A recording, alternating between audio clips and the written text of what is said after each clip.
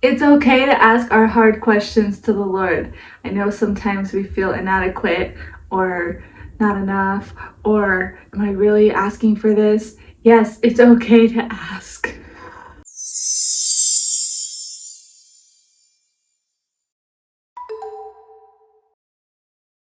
Hi everyone, welcome to Learning God's Guidance 5678 with Audrey here. Hit the bell if you're new. Welcome to the channel. Today we are diving into Genesis chapter 18. I'm reading the Bible from beginning to end, and we're on Genesis 18 today. I'm going to be reading the ESV version verbatim. I wrote it down, and then we'll go through the takeaways. So let's dive in right away. Also, if you are interested in how I'm memorizing scripture through the power of dance, I'll put the card at the end of this video. You can check out that playlist too. Okay, so here you go. You guys ready? Here we go. All right, Genesis 18. And this is after Genesis 17, when God goes in great detail about his promise to Abram and changes his name from Abram to Abraham, and the covenant of circumcision and all that. So go check out that video if you haven't already. And we're moving forward from here. I do have to admit, when I first started reading, well, I'll get to my takeaways after. First, let's read. Okay, ready? Genesis 18. And the Lord appeared to him by the oaks of Mamre as he sat at the door of his tent in the heat of the day. He lifted up his eyes and looked, and behold, 3 men were standing in front of him. When he saw them, he ran from the tent door to meet them and bowed himself to the earth and said, "O Lord, if I have found favor in your sight, do not pass by your servant. Let a little water be brought and wash your feet and rest yourselves under the tree, while I bring a morsel of bread, that you may refresh yourselves, and after that you may pass on, since you have come to your servant." So they said, "Do as you have said." And Abraham went quickly into the tent to Sarah and said, "Quick, 3 seahs of fine flour, knead it and make cakes." And Abraham ran into the herd and took a calf, tender and good, and gave it to a young man who prepared it quickly. Then he took curds, sorry, I can't read my handwriting. He took curds and milk and the calf, and he had prepared and set it before them. And he stood by them under the tree while they ate. They said to him, "Where is Sarah, your wife?" And he said, "She is in the tent." The Lord said, "I will surely return to you about this time next year, and Sarah, your wife, shall have a son." And Sarah was listening at the tent door behind him. Now Abraham and Sarah were old, advanced in years. The way of women had ceased to be with Sarah. So Sarah laughed to herself, saying, "After I am worn out and my Lord is old, shall I have pleasure?" The Lord said to Abraham, "Why did Sarah laugh and say, 'Shall I indeed bear a child now that I am old?' Is anything too hard for the Lord? At the appointed time I will return to you about this time next year, and Sarah shall have a son." But Sarah denied it, saying, "I did not laugh," for she was afraid. He said, "No, but you did laugh." Then the men set out from there, and they looked down toward Sodom. And Abraham went with them to set them on their way. The Lord said, "Shall I hide from Abraham what I am about to do, seeing that Abraham shall surely become a great and mighty nation, and all the nations of the earth shall be blessed in him? For I have chosen him, that he may command his children and his household after him to keep the way of the Lord by doing righteousness and justice, so that the Lord may bring to Abraham what he has promised him." Then the Lord said, "Because the outcry against Sodom and Gomorrah is great, and their sin is very grave, I will go down to see whether they have done altogether according to the outcry that has come to me, and if not, I will know." Abraham intercedes for Sodom. Next part. So the men turned from there and went toward Sodom, but Abraham still stood before the Lord. Then Abraham drew near and said, "Will you indeed sweep away the righteous with the wicked? Suppose there are 50 righteous within the city. Will you then sweep away the place and not spare it for the 50 righteous who are in it? For far be it from you to do such a thing, to put the righteous to death with the wicked. So the righteous fare as the wicked? Far to be that from you, shall not the judge of all the earth do what is just?" And the Lord said, If I find at Sodom 50 righteous in the city, I will spare the whole place for their sake. Abraham answered and said, Behold, I have undertaken to speak to the Lord, I who am but dust and ashes. Suppose 5 of the 50 righteous are lacking. Will you destroy the whole city for the lack of 5? And he said, I will not destroy it if I find 45 there. Again he spoke to him and said, Suppose 40 are found there. He answered, For the sake of 40 I will not do it.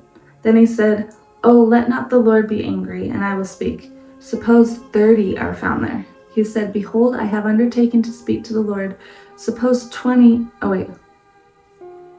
for the sake of 40 I will not do it. Sorry. Then he said, Oh, let not the Lord be angry, and I will speak. Suppose 30 are found there. He said, Behold, I have undertaken to speak to the Lord.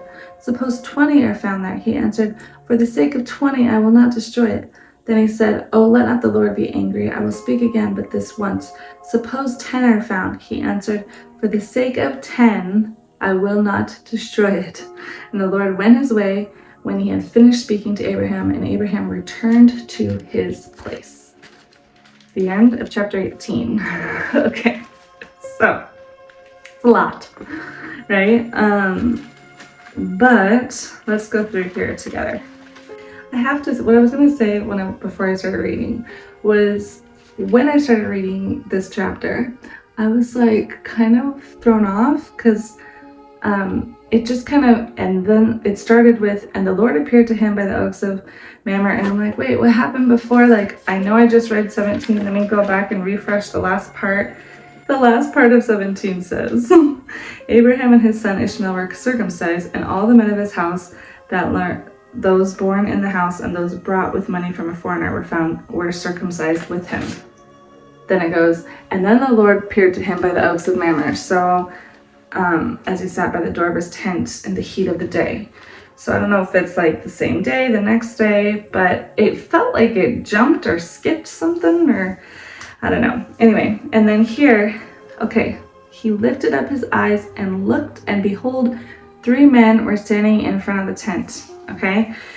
Or standing in front of him. When he saw them, he ran from the tent. So he saw them and he's like, probably in shock, in awe, because he goes to them and he bows down, and says, Oh Lord, if I have found favor in your sight, do not pass by your servant. So he's like begging, almost just like, please don't pass over me, right?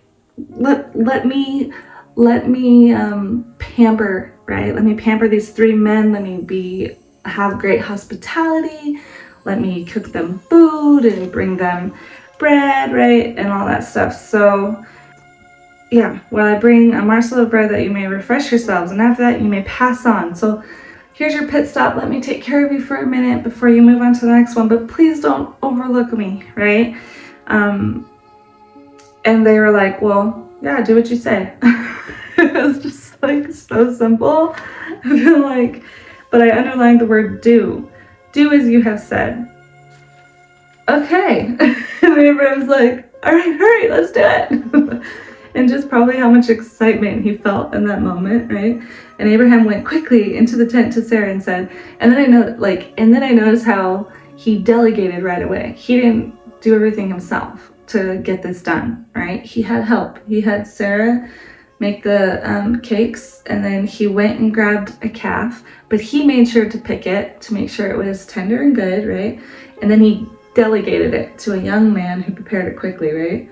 Yeah, and they prepared everything and set it in front of them while they ate under the tree. Okay, so here though, then they said to him, where is Sarah, your wife? And part of me, as I read through this a lot, I'm not gonna lie, I got a little confused here. And I was kind of toying back and forth of like, okay, wait, are these 3 men really 3 men? Are these 3 men angels? Are these 3 men a representation of the Lord? Are they walking like humans? What do they look like? Like, I was just kind of pondering these 3 men because, right, they say, I will surely, or they said to him, the men, right, where is Sarah, your wife?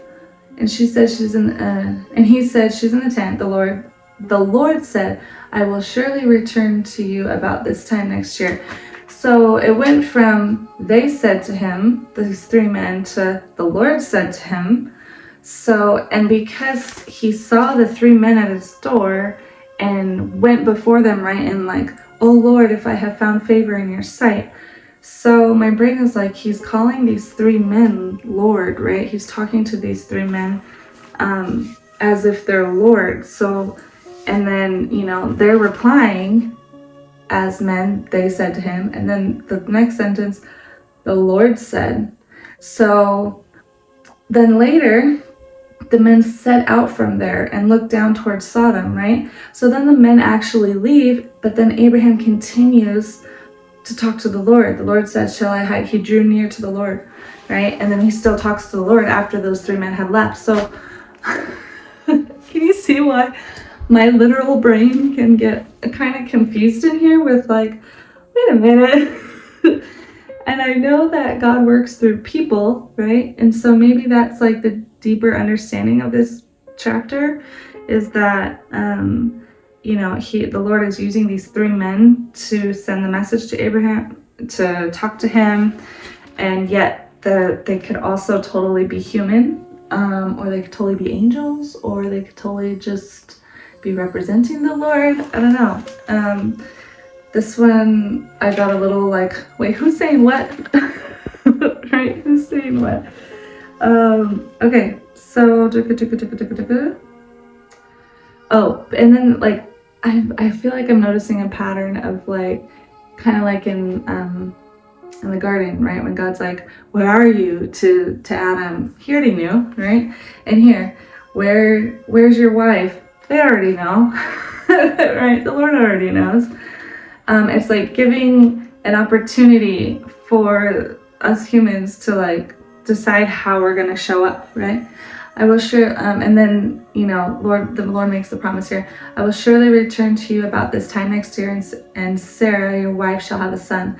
And Sarah was listening, so I could just imagine she's like at the tent, like eavesdropping, right? Because she had to make these cakes real quick, and she's like, oh, what are they going to talk about?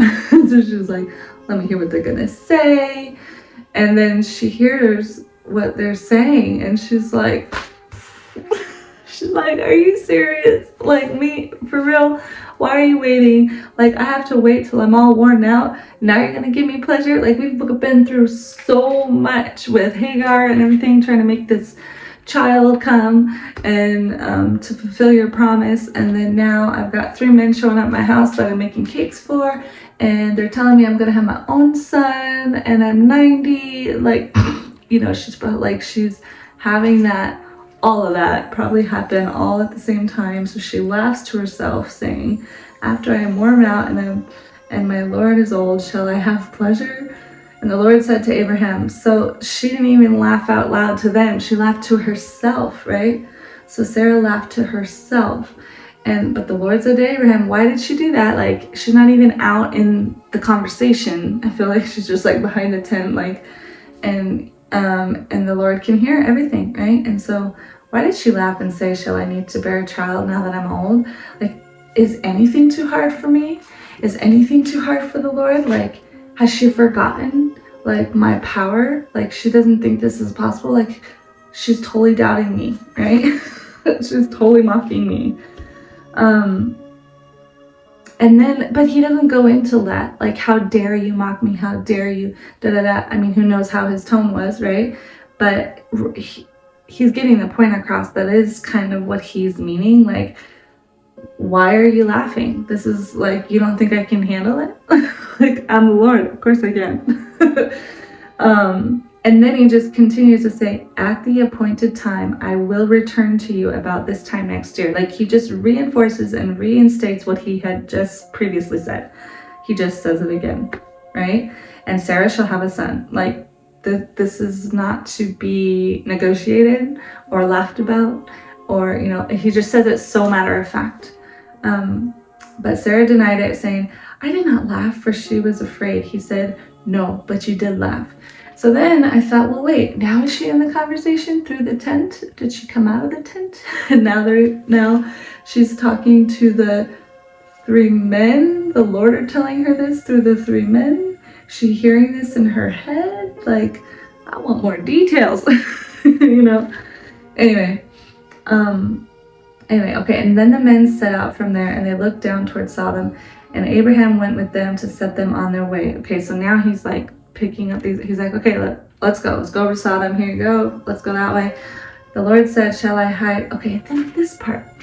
So the Lord said, shall I hide from Abraham what I'm about to do? So this is the first time I feel like we're kind of like getting in God's mind, or like his thinking process here. Shall I hide from Abraham what I'm about to do? Like he's talking to himself, right? Just like how we do all the time. Right? Should I do this? Should I do that? Should I do this? Should I do that? Right? Shall I hide from Abraham what I'm about to do? Seeing that Abraham shall surely become a great mighty nation, and all of the nations of the earth shall be blessed in him, for I have chosen him, that he may command his children and his household after him to keep the way of the Lord by doing righteousness and justice, so that the Lord may bring to Abraham what he has promised him. So, and it's kind of funny how he's talking about himself. He's asking a thought in his own mind here. Shall I hide from Abraham? Shall I hide from Abraham what I am about to do?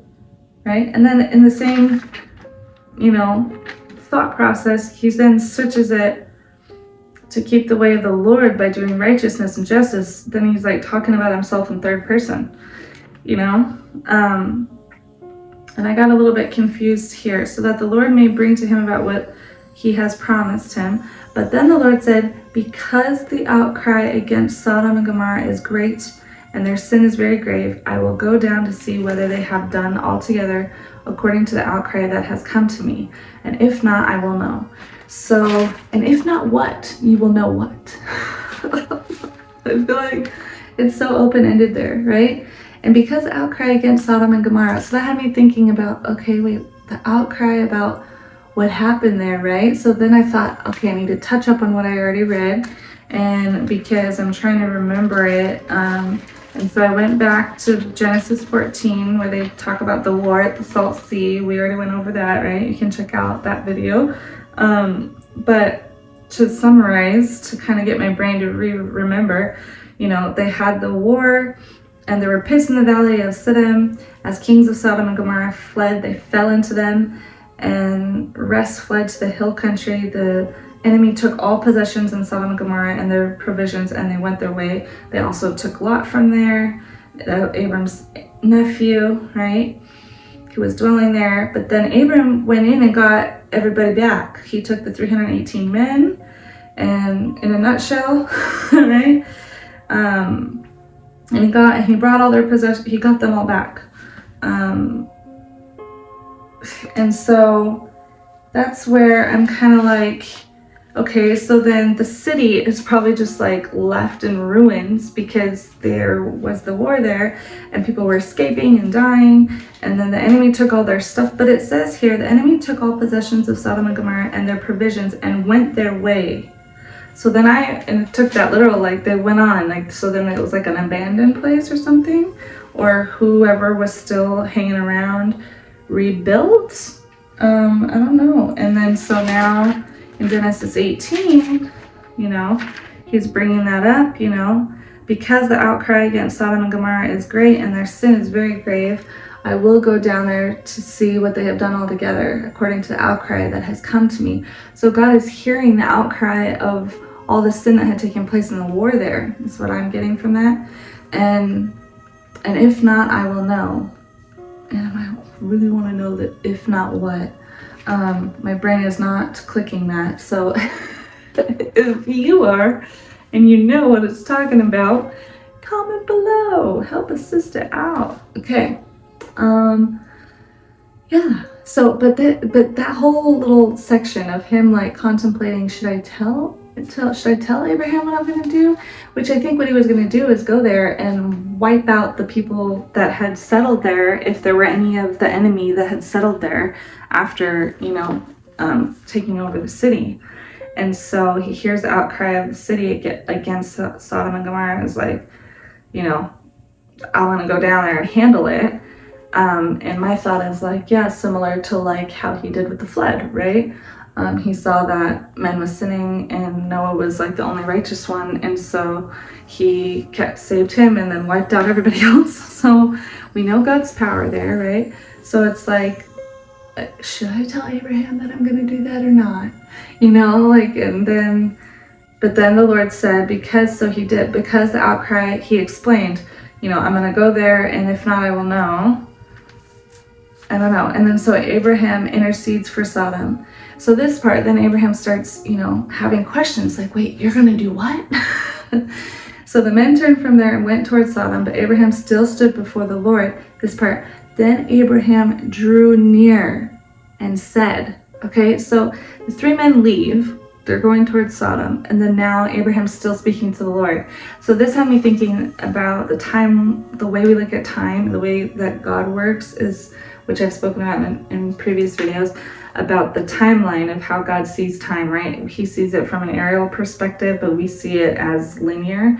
And so he's in this scenario, he's using these three men, speaking his message through them. The three men move on to Sodom, but the Lord is still present with Abraham, even though he's not using the three men now. And now Abraham's just drawing near to him and hearing his voice through his mind, his head, his spirit, his soul, everything, right? The way we all can talk to the Lord.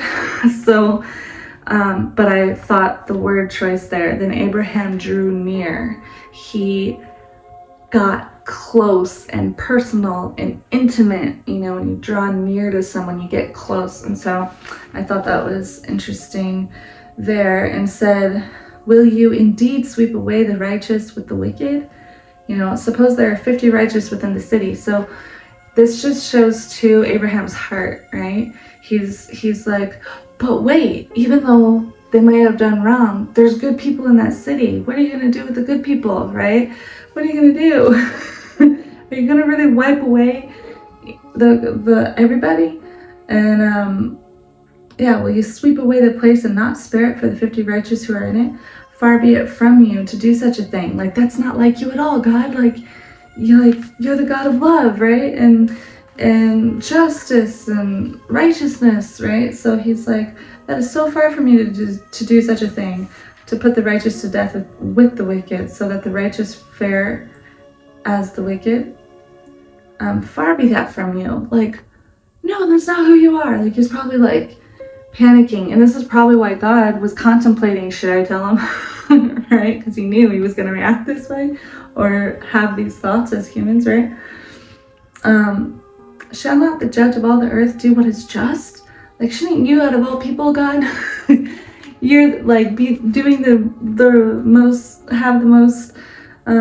best decision, giving justice to the world, that kind of thing. And the Lord said, if I find at Sodom 50 righteous in the city, I will spare the place for their sake.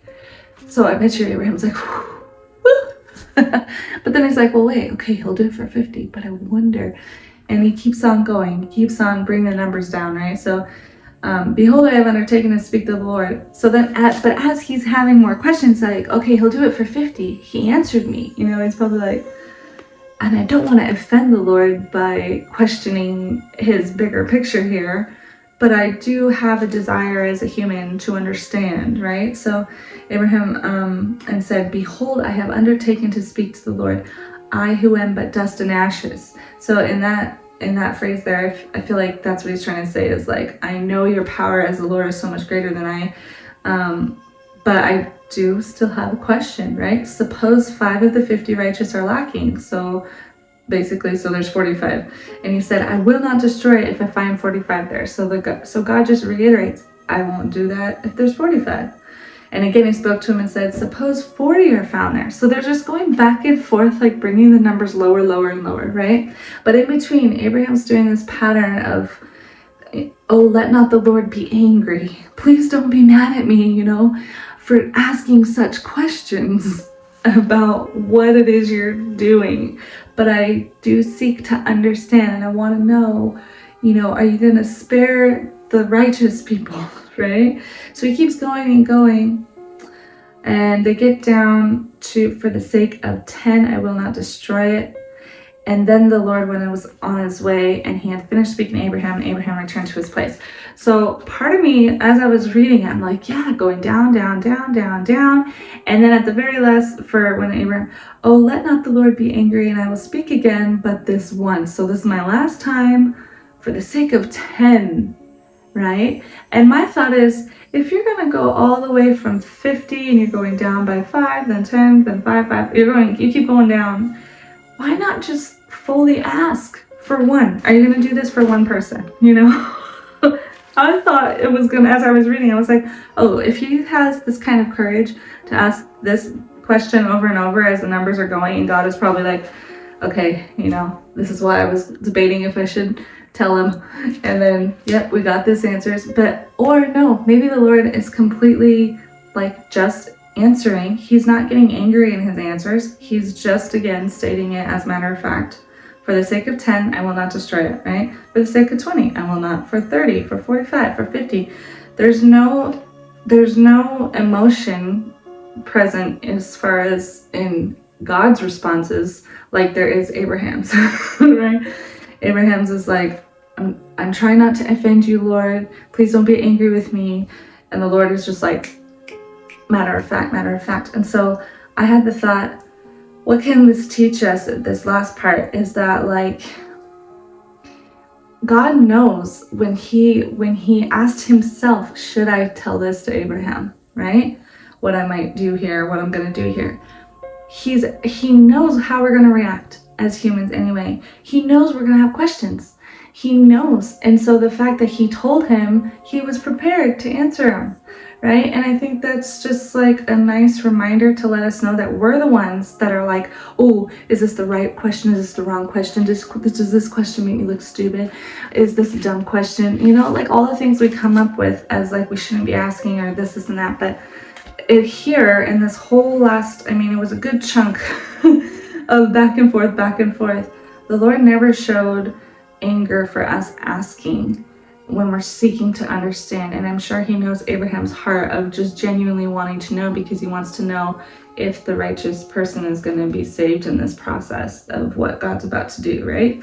And so I took away with that, don't be afraid to ask God anything, like even in the darkest of days, you know, when you feel angry at the Lord, or when you're wondering why is this happening, you know, and you're afraid to ask. Like, clearly he's showing us that he can handle our questions, and he probably is inviting them. If he's saying, should I tell Abraham? And his answer is yes, I should.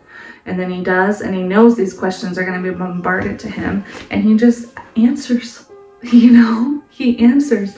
So that's kind of what I took away from it, is that we're the ones that get all our panties in a bunch, you know what I mean? So, okay, let's see. I did write I went through it and just remembered off of what I took from it, but let me look here if I left anything out that I wanted to share. No,